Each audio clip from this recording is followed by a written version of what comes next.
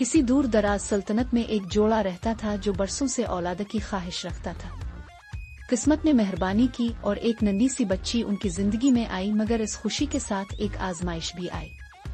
उनके घर के करीब एक जादूगरनी का बाग था जिसमें हैरत अंगेज जड़ी बूटियां उगती थी। हमला औरत ने एक खास सब्जा खा लिया जो जादूगरनी की मलकियत था। जब ये राज खुला तो जादूगरनी ने बदले में उनकी नौजायदा बेटी ले ली और इसे एक बुलंद उबाला मीनार में कैद कर दिया। ये बच्ची जो अपनी सुनहरी और जादुई बालों की वजह से मुनफरिद थी, रत्नज़ील कहलाई।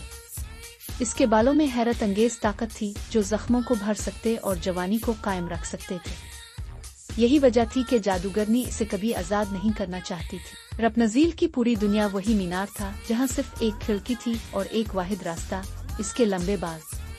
जादूगरनी रोज आकर कहती, रत्नज़ील मेरे सुनहरी बाल नीचे गिरा दो, और यूं वो इसके बालों के जरिए ऊपर चढ़ आती। रत्नज़ील के दिल में हमेशा बाहर जाने की ख्वाहिश थी, लेकिन जादूगरनी ने इसे सिखाया था कि दुनिया एक खतरनाक जगह है और बाहर कदम रखते ही इसे नुकसान पहुंचेगा। एक दिन किस्मत ने एक नया दरवाजा खोला।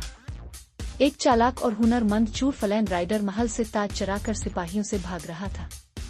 इत्तेफाक से वो इसी मीनार तक जा पहुंचा। तजस्सुस में वो ऊपर चढ़ आया, लेकिन जैसे ही रत्नज़ील ने इसे देखा, इसने फौरन इसे अपनी फ्राइंग पैन से जोरदार ज़रब लगा दी। ये इसकी पहली मुलाकात थी किसी अजनबी से। खौफ और हैरानी के बावजूद रत्नज़ील ने एक अनोखा फैसला किया। इसने फलैन से कहा, अगर तुम मुझे बाहर की दुनिया दिखाओगे तो मैं तुम्हें तुम्हारा ताज वापस कर दूंगी। फलैन के पास कोई चारा न था, सो इसने हामी भर ली। ये वो लम्हा था जब रत्नज़ील पहली बार अपने मीनार से बाहर निकली। इसने नर्म घास को अपने नंगे पैरों से महसूस किया, बहते दरिया में अपनी झलक देखी और हर चीज को मुस्कुराहट के साथ महसूस किया। उन दोनों का ये सफर एडवेंचर, मज़ाक और जज्बाती लम्हात से भरा हुआ था। सबसे हुसैन लम्हा वो था जब दोनों ने झील में बैठकर आसमान में उड़ती हुई हजारों लालटेनें देखें। ये वही लालटेनें थीं जो हर साल गुमशुदा शहजादी के नाम पर छोड़ दी जाती थी। जादूगरनी को जब रत्नज़ील की गैर मौजूदगी का इल्म हुआ तो वो भड़क उठी। वो एक चालाकी से इसे वापस लाने में कामयाब हो गई और फलैन को पकड़वा दिया। लेकिन यहाँ कहानी ने एक नया मोड़ लिया। रत्नज़ील ने आखिरकार पहचान लिया कि वो एक आम लड़की नहीं, बल्कि वही गुमशुदा शहजादी थी जिसे बरसों पहले अगवा किया गया था। फलैन ने इसे बचाने के लिए रत्नज़ील के जादुई बाल काट दिए। जादूगरनी की ताकत खत्म हो गई। वो जोर से चीखी और मीनार से नीचे गिरकर फना हो गई। रत्नज़ील अपने असल वालिदैन बादशाह और मलिका से जा मिली। सल्तनत ने जश्न मनाया।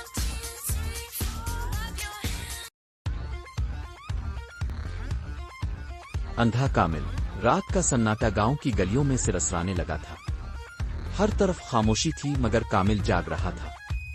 वो नाबीना था, मगर उसकी समात और जहानत बेमिसाल थी। गांव में कई दिनों से एक चूर का खौफ तारी था जो बड़ी होशियारी से घरों में दाखिल होकर कीमती सामान चराकर गायब हो जाता था। लोग बेबस हो चुके थे, मगर कामिल जानता था कि हर चूर कोई ना कोई गलती जरूर करता है। बुजुर्गों ने फैसला किया कि कामिल से मदद ली जाए। जब वो इसके पास पहुंचे तो कामिल ने गौर से सुना और मुस्कुरा कर कहा, चूर खुद अपनी चालाकी के जाल में फंसेगा, हमें ज्यादा कोशिश नहीं करनी पड़ेगी। इस रात कामिल ने अपना मंसूबा तैयार किया। वो अपने दरवाजे पर बैठा रहा, कानों को पूरी तरह खुला रखा और आसपास के माहौल को महसूस करने लगा।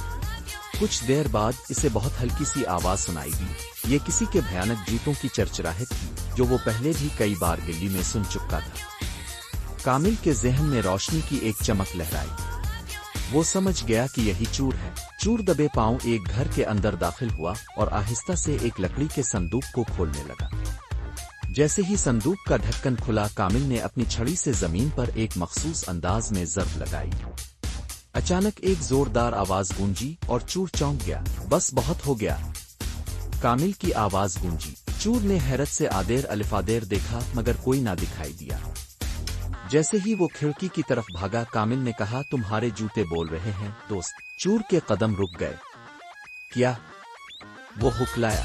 कामिल मुस्कुराया, तुम हर बार इन्हीं सख्त चरचराने वाले जूतों में आते थे और मैंने तुम्हारी चाप पहचान ली थी।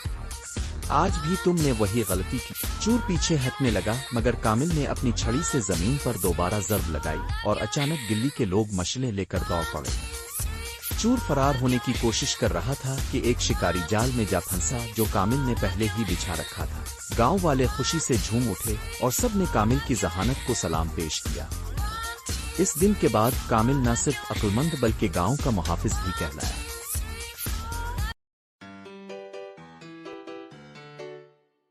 नन्ही जलपरी हमेशा समंदर के नीले पानियों में इधर अलिफादेर तैरती रहती, मछलियों से बातें करती, रंगीन मोतियों से खेलती और समंदरी घास पर लेटकर ख्वाब देखती। मगर उसका सबसे बड़ा ख्वाब था खुश्की की दुनिया देखना। एक दिन जब वो छप कर समंदर में घूम रही थी, इसे एक चमकता हुआ खुफिया दरवाजा मिला। इसने सोचा, वाह, लगता है किसी ने ये दरवाजा मेरे लिए खास तौर पर रखा है।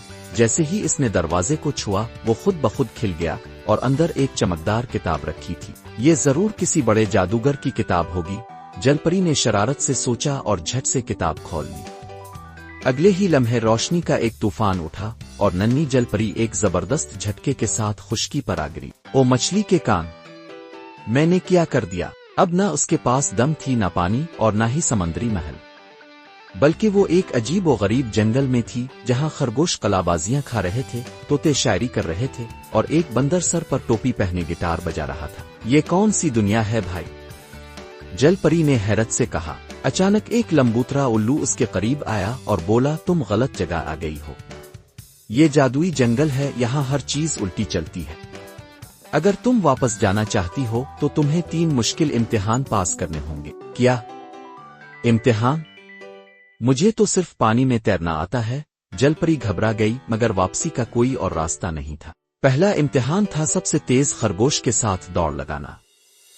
जलपरी ने अपनी नई टांगों को देखा और सोचा, चिल्लू खैर है, दौड़ने की प्रैक्टिस भी हो जाएगी। जैसे ही दौड़ शुरू हुई, खरगोश तो झाग की तरह हवा में उड़ने लगा। मगर नन्ही जलपरी ने अक्ल से काम लिया, घास पर पड़े केले के छलकी इसके आगे रख दिए और धप, खरगोश धड़ाम से गिर गया और जलपरी जीत गई। दूसरा इम्तिहान था तोते को हंसाना। वो तोता बहुत संजीदा था, जैसे किसी दफ्तर का बास हो। जलपरी ने अजीब व गरीब चेहरे बनाकर इसे हंसाने की कोशिश की, मगर नाकाम रही। फिर इसने एक गेवन्या उठाया और कहा, ये देखो, ये है दुनिया का सबसे तेज रनर। तोता पहले हैरान हुआ, फिर इतना हंसा कि इसकी चोंच भी कांपने लगी। दूसरा इम्तिहान भी पास। अब तीसरा और सबसे मुश्किल इम्तिहान था जादुई दरिया से गुजरना, जहां पानी उल्टा बहता था। जलपरी ने पानी को गौर से देखा, फिर मुस्कुरा कर कहा, अगर पानी उल्टा बह रहा है तो मैं सीधी तीर सकती हूँ। जैसे ही इसने पानी में छलांग लगाई, वो हवा में तैरने लगी और आराम से दरिया पार कर गई। सब जानवर तालियां बजाने लगे। उल्लू बोला, शाबाश नहीं जलपरी, अब तुम वापस जा सकती हो। अचानक वही चमकदार रोशनी दोबारा नमूदार हुई और पलक झपकते ही जलपरी दोबारा समंदर में। इसने जल्दी से अपनी दम को देखा और खुश होकर कहा, मेरी दम वापस आ गई। अब मैं कभी भी जादुई किताबों को हाथ नहीं लगाऊंगा।